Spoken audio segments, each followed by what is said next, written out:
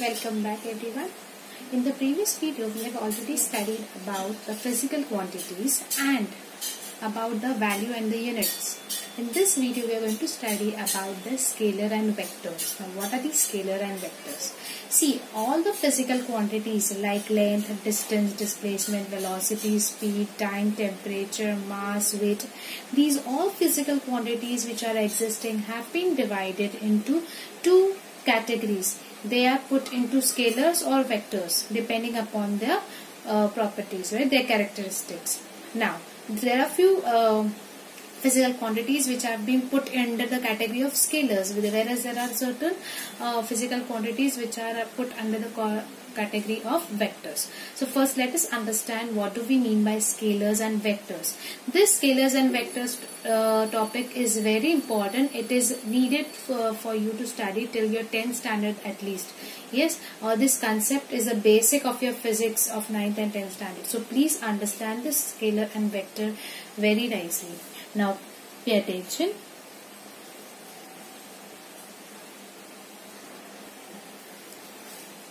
Now, so let us understand what is a scalar quantity. So let us find out which are the scalar quantities. Now, a physical quantity that is described by magnitude alone is called as scalar quantity.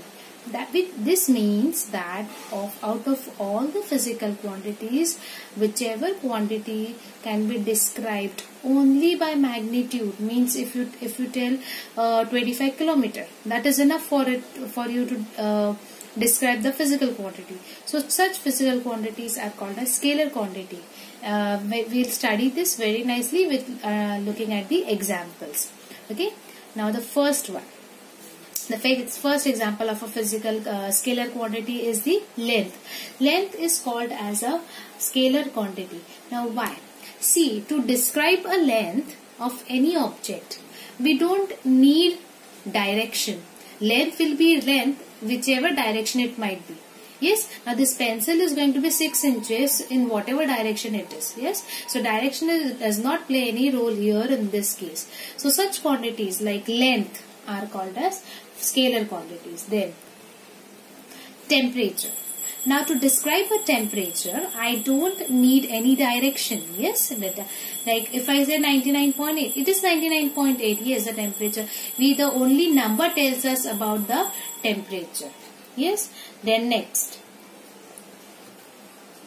time. Even the time does not require. Now you don't have to tell that when you describe a time, you don't have to give any information regarding the direction. When I want to describe a time, I don't have to describe direction in any case, right? So such quantity is called as a scalar quantity.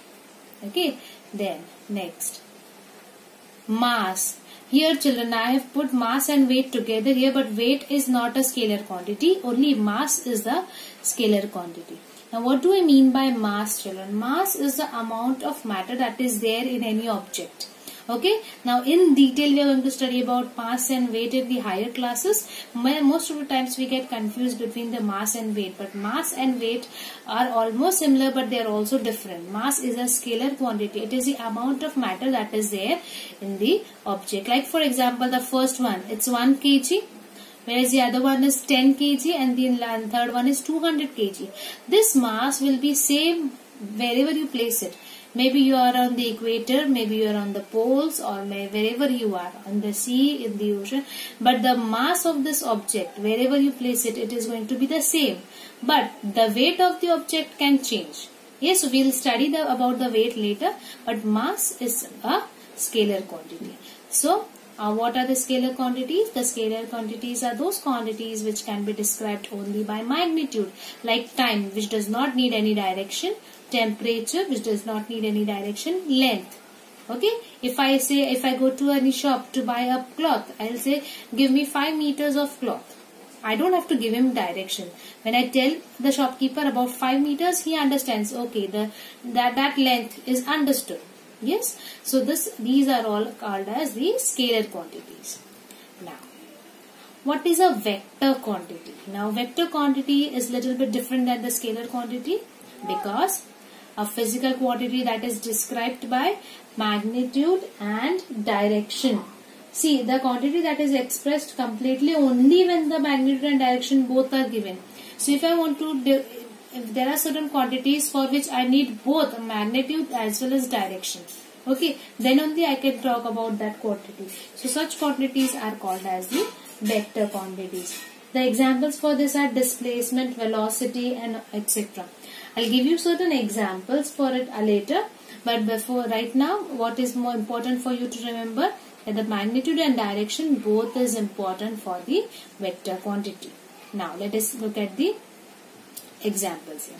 Now you can see a boy, yes, he is moving 30 meters first. Yes, he is traveling 30 meters first. See here. Okay, he moved 30 meters. Then he also traveled 20 meters more. Yes, he also traveled 20 meters more. And then again he came back. He came back again here. After reaching this point, again he came back here. So, if I want to calculate the distance, children, how much distance he has traveled? He traveled 30. Then he traveled 20. 30 plus 20, 50. And again he traveled 20 behind. Yes. So 30 plus 20, 50 plus 20 is 70. So how much distance he has traveled? He has traveled 70 meters.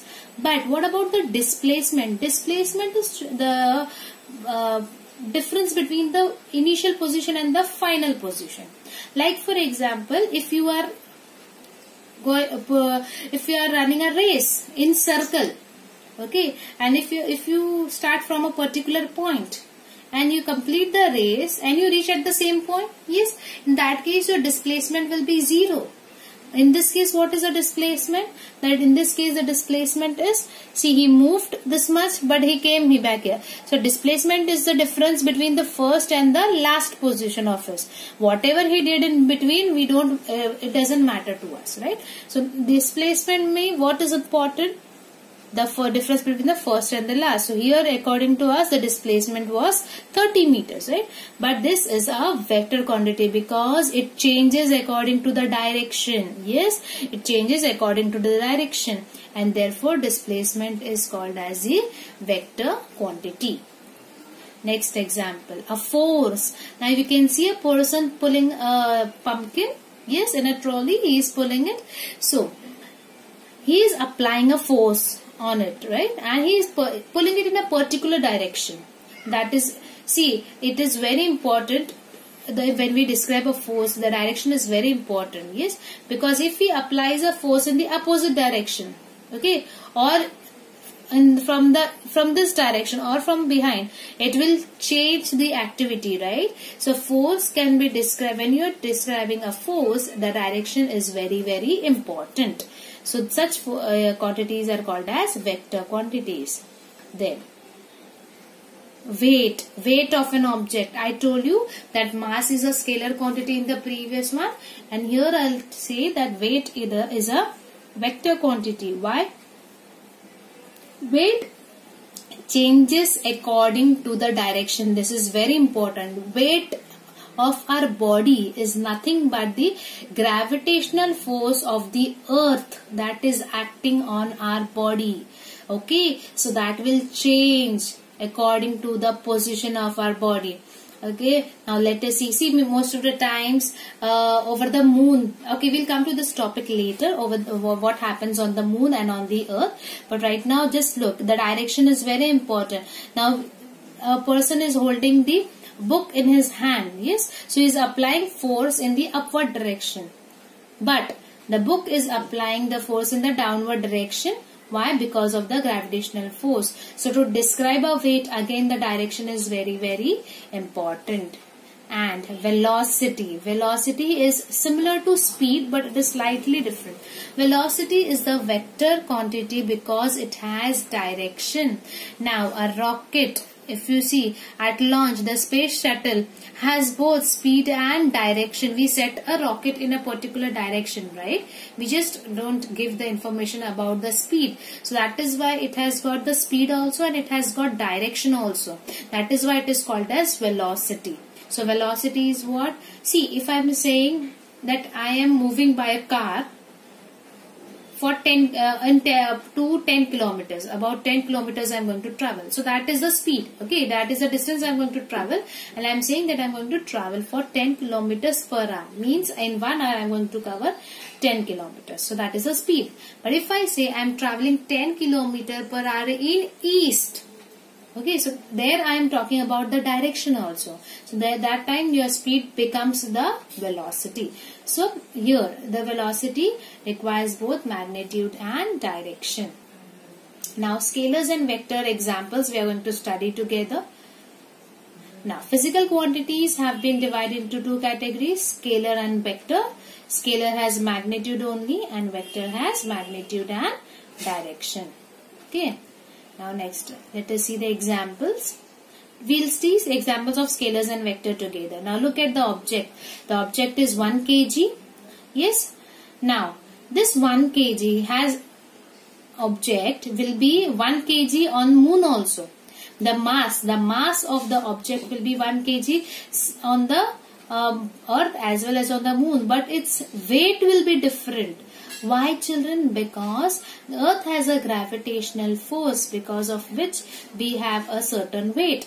But the moon is smaller. The moon has got lesser gravitational force than earth.